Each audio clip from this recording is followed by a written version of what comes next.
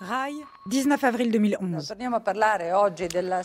On reparle aujourd'hui du syndrome de Quirra. Depuis longtemps, on relève beaucoup trop de leucémie, de tumeurs du sang ou de malformations de nouveau-nés parmi les habitants des communes limitrophes du polygone de tir Sardes.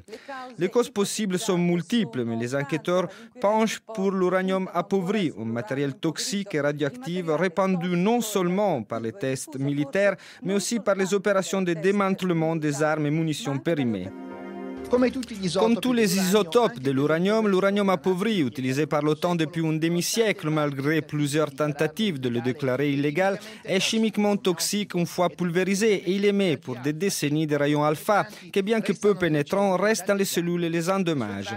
Mais ces traces peuvent être retrouvées seulement dans les os où se fixent comme le calcium. La solution au mystère de Quirra pourrait venir du passé, des dépouilles de 19 personnes tuées par la leucémie et par le tumeur lymphatique dans les dernières saisons que le procureur a fait exhumer. Domenico Fiordalisi, procureur. Ce sont tous des bergers qui ont travaillé, vécu ou fréquenté ces terres. Les enquêteurs poursuivent la piste des nanopoussières de métaux lourds, et notamment d'uranium appauvri. Les autorités de la base nient l'usage de ce métal, particulièrement efficace pour perforer blindages et bunkers, mais ici viennent expérimenter aussi des armées étrangères et des multinationales.